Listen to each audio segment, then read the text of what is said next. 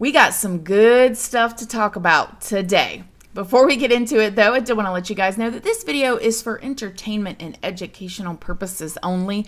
Please remember to be kind to everybody everywhere in your everyday life, in your home, in the grocery store, and especially in the comment section down below. Please do not show hate to anybody, anywhere.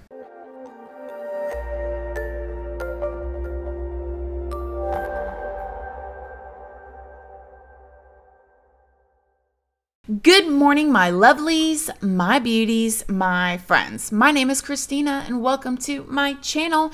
If you're new here, thank you so much for clicking on this video. I really hope that you will subscribe, stick around, take a chance in hearing some things that I have to say. And if you are a returning subscriber, y'all already know, y'all are my babies.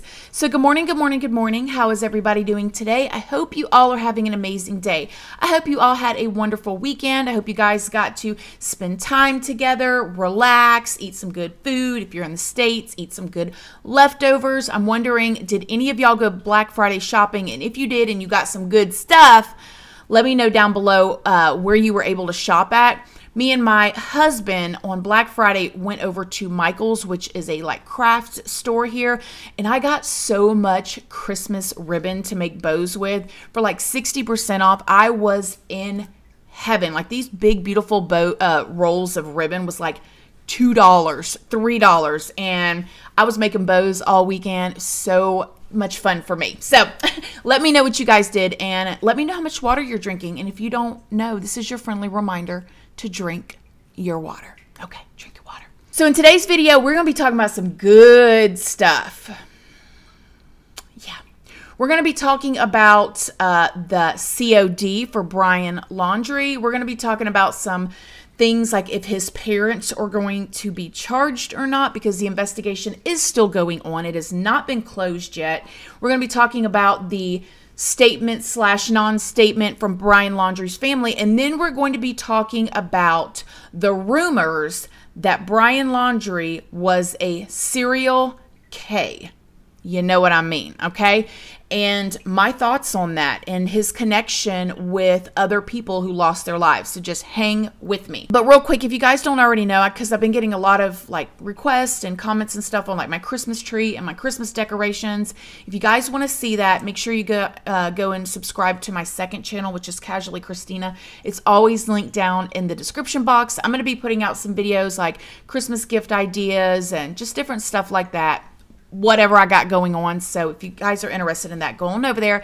And then I also have a Patreon. My Patreon is for 18 and up. Over there on my Patreon, we talk about more personal stuff, more personal story times, and we go live over there. It's a good time if you're 18 and up and you like to join. And then I also have an Instagram, and all of those are linked down in the description box if you'd like to come and check me out. So as most of you guys know, it has been released that the cause of death, the COD for Brian Laundrie, is a gun wound to the head, okay? And they're saying that they have all the evidence that it was him taking his own life. And then it's just kind of been a whirlwind from here, because that was honestly the last thing that I thought it was. I thought that it could be that, if you guys heard me in the other videos saying that I felt like if the police was actually surveilling him, still salty, then they would have seen if he would have maybe taken something in excess, or if he had a weapon and took, they would have been able to see. But I just really did not think that that is what it was. And according to the people doing these press release statements and stuff, the team, the investigative team, they're saying that it was for sure self-inflicted, meaning that somebody else did not come out there and shoot Brian. You know YouTube's terms and policies. There, I got to be so careful with the words that I use. So yeah, I was shocked, and even more shocked because that is what is opening the door in my mind for Brian Laundrie to be tied to the Moab newlywed couple that was murdered. And we're going to get to that more in a minute, but let's stay on track with Brian Laundrie here. So they're saying it was self-inflicted, but the interesting part about this, and the part that I am happy about is the fact that they are saying that this is still very much an open investigation. Gabby Petito's family's lawyer released a statement saying that they were instructed not to speak anymore or say anything else until like the prosecution is done doing their whatever they're going to do. Now, the prosecution, I heard an FBI agent that is on one of these news channels saying that the fact that they actually spoke about like the district attorney and the prosecution makes her believe that there may be charges coming forward, maybe to Brian Laundrie's parents. And I know a lot of people in the beginning were speculating, saying, oh, there's no aiding and abetting. There's no crime for that. Yes, there is in Florida. I don't know about where y'all live, but that is the thing down here, okay? And in Florida, they don't really play down here. Okay, you're always going to be able to find that one-off case that you're like, okay, this person got off of this, like Casey Anthony, right? That situation, which she was not found guilty without a reasonable doubt with the evidence that the jury was given. However, like most of the time here in Florida, honey, they're going to lock you up and throw away the key. So I'm very curious to see what they know about the Brian Laundrie's parents. If anything, I would have to think, and again, this is all speculation on my part, like I don't know, I was not there. Please go do your own research, come up with your own opinions, but do not show hate to anybody. The fact that Gabby Petito's van was found in that garage with the door closed tells me that they cleaned that van out. Whatever was in it, where's Gabby's phone at? Where is her laptop? None of that has been recovered that we know of. I would be so curious to find out if when they confiscated the van, they found anything like that. The phone, was it all wiped clean? Was it completely, or did he throw it out the window, break it and all of that, throw it out the window on the way driving home? So yeah. And then when you think about the situation where Brian Laundrie obviously called his parents on the way back home and told them that he was coming home alone. And the reason why, to me, it's obvious that that's what happened is because his mother, Roberta Laundrie, called the campsite where they were planning on going camping and changed their reservations from 2 people to 3 people. She didn't change it to 4 people, which is what it would have been if she thought he was coming home with his fiance at the time. And it also makes me wonder if they burned anything out there. We've all talked about that here before. So obviously the investigators, the FBI, they know something. And in my opinion, they are scrambling to give the public and maybe the judicial system, maybe they're trying, I don't know.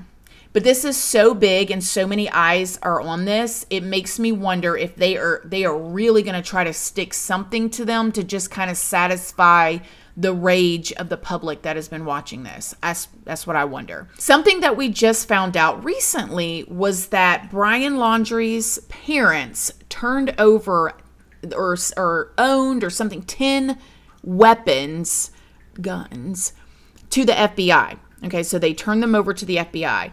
Now, it is said that one was missing. Now, I don't know. It's kind of confusing to me is if that one gun belonged to Brian Laundrie or if it belonged to his father and it was missing from there, or if it was Brian Laundrie's weapon or whatever that was missing. But nevertheless, one was missing. The things that we don't know yet is if the FBI knew one was missing from the beginning or if they knew one was missing after the COD was released. Which is so strange to me to know that Brian Laundrie's parents knew that he had this weapon, okay, that he had one of his own or whatever, and that he left distraught and he was upset or he was grieving, as Brian Laundrie's lawyer said, and that he left and nobody tackled him. Nobody tried to stop him. And his parents' response was like, he's a grown man. Well, he obviously wasn't a grown man when you were pulling his van into the garage and doing whatever you were doing to it. He wasn't like a grown man when you were hurrying up calling your lawyer. He was your son at that point, right? He wasn't his own person. He was your son because you were doing what you could in any way to help him. I just don't understand, unless they wanted to be released from responsibility themselves too. There's so many theories going around in my mind about this situation. But to keep going from there, from the beginning of this, when the 2 ladies, their names are Kylan and Crystal, from Moab were found dead, a lot of people were trying to put two and two together and saying, I wonder if Brian Laundrie had a gun. I wonder if he's the one that did this, because I did see interviews in the beginning from locals from Moab that said that there hadn't been like a murder in like 25 years. Like, it was unheard of for this to happen, and then it being 3 all at one time. Gabby, Petito, and then these 2 young women, you know, this newlywed couple that was out camping, both of them being at campsites. Really flip-flopping weird, right? I did not go down, I kept it in the back of my mind, but I didn't go down that rabbit hole too deep, because I knew that the 2 ladies that were killed by gunshot. Like, they were shot and killed. We knew that. And Brian Laundrie, with his barefoot, you know, not plastic bottle drinking, like kumbaya persona that he gives, I just thought, like, okay, he didn't do this. You know, he choked out his girlfriend. He didn't do this. But now that it has come out that he took his own life in that way, now I become suspicious.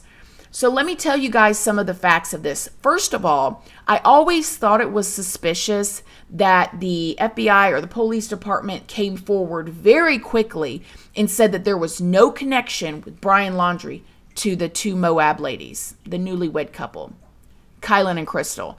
I really thought, man, they came out quick and said, oh, there's no connection. I wonder now if the reason why they brushed it off as no connection, and this is again just me throwing things around in my own mind, is because they know that they messed this up so bad, okay, that they cannot bear for the public to know that this young man could have taken the life of 2 women after running into the police and not getting arrested back then for the DV between her and him in front of that restaurant. We're going to get back to there in just a second. But they messed up so bad that he got away from that, possibly took the life of 2 women, then took the life of his girlfriend. Then he went home and they completely lost track of him with cameras surrounding his house. And allegedly cops camped out to watch him, that they could not bear to come forward and say, well, yeah, we let him get away and he probably didn't just kill 1, he killed 3. So they're just like, nope. He couldn't have had anything to do with it. I don't know how much of this you guys know, but Gabby and Brian were fighting out in front of this Moab co-op. Kylan, from the 2 ladies that were murdered, worked there and was there that day. Now, this was on August 12th, okay? So Gabby and Brian are fighting out in front of this cafe that Kylan is actually working at, okay? They drive off. Somebody calls the cops. A couple people call the cops, say that they saw this couple fighting. The cops are driving around, and there's a couple different stories. One is the cops say that he saw the white van drive over a curb, kind of swerving on the road. He pulls them over, pulls Brian Laundrie and Gabby Petito over. And this is when we see the body cam footage of them 2, you know, and the cops say that they're going to let Gabby go off to the campsite in her van, because it's her van, and they're going to take Brian Laundrie to the hotel. You guys with me? You guys remember all this, right? So they take Brian Laundrie to the hotel. Now, this is on August 12th. They're supposed to spend the night away from each other. On August 13th, the very next day, Kylan and Crystal are seen on security footage at this tavern, okay? Now, it is alleged that that tavern that these 2 ladies were at the next day on the 13th was just minutes of walking distance, like under 10 minutes of walking distance from the hotel that Brian stayed at to that tavern.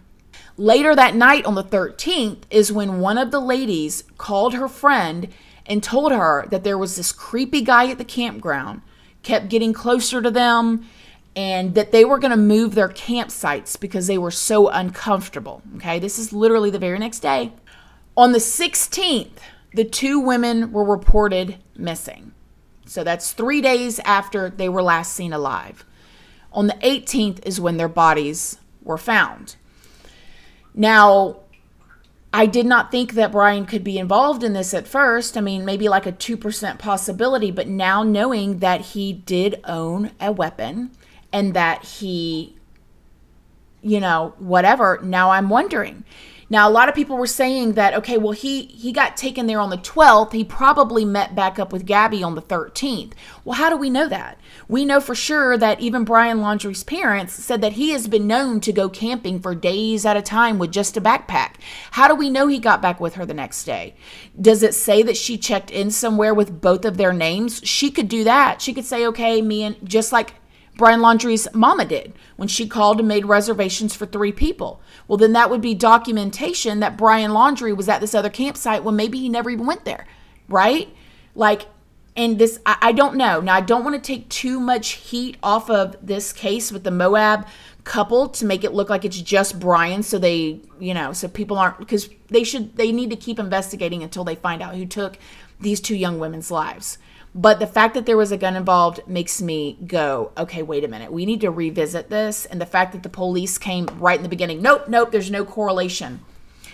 Now, another part of this that I find is strange is, do y'all remember, it's in like my first couple of videos. I have a whole playlist. You guys go and watch my playlist if you don't know what I'm talking about. But there was a gentleman that said that he ran into Brian at a bar, like at a tavern, right? Like it was a restaurant and it had a bar side. He said that he picked up one of his friends from the airport, and so they went out to dinner and met another couple out there. So there was 2 couples, and then they sat at dinner for a while. The restaurant started to close, and right next door was like a little bar, so they went there. That's where they say that they saw Brian. They encountered Brian. They said that they were talking about things that you're not supposed to talk about at a bar. They were talking about guns, and they were talking about, I guess politics, whatever. And that Brian started speaking to them and talking about how they were, conservatives or whatever, and got offended about the gun situation. And so I'm wondering now if all of that was a ploy to get the heat off of him, to have another witness saying that they saw him, this couple, and they said he was creepy too. You guys go back and watch that video. The man was saying that he was creepy. He creeped out the friend that I had with me, or the woman that he had with him, and that he reassured her that he was carrying at the time and that he had nothing to worry about, but she was creeped out too. So I don't know. It seems so strange. And then when you think about the fact that Brian Laundrie was hitchhiking, okay, and telling that other young lady and her boyfriend or husband, I think she said her fiance or her boyfriend, nevertheless, that other couple that picked him up hitchhiking, and he offered them $200 to take him 10 miles because he really wanted to make sure they remembered him. It's like he was already trying to cover his tracks. So I don't know, man. The fact that they're saying that he took his own life with that weapon throws me all through a loop. It really makes me wonder if he did this to the Moab women. It makes me wonder if he is a serial killer. If he, because the book that he was reading, if you guys don't know, this is the book that's in a lot of his photos that he was reading. And it's allegedly, it's a story about people that go cross country, like camping and stuff like that. And murders are involved. And so it's all so weird. And you may have one thing that's a coinky-dink, but when you have all of these things in one situation, it's so weird. I do wish that they would come forward and let us know why they said so quickly that Brian Laundrie was definitely not involved with the Moab murders, because that's all they told us. So what do y'all think? A lot of people still think he's alive. Do you still think he's alive? Do you think that he could be connected to the Moab murders? Do you think it's all just a big coincidence? What do you think? Let me know in the comment section down below. As always, my loves, thank you guys so much for watching this video. Please do not forget to like it. It's a free way that you can help your girl out. And until next time, I love you guys so very much. And I'll see y'all in the next video. Bye. Love you guys. Bye.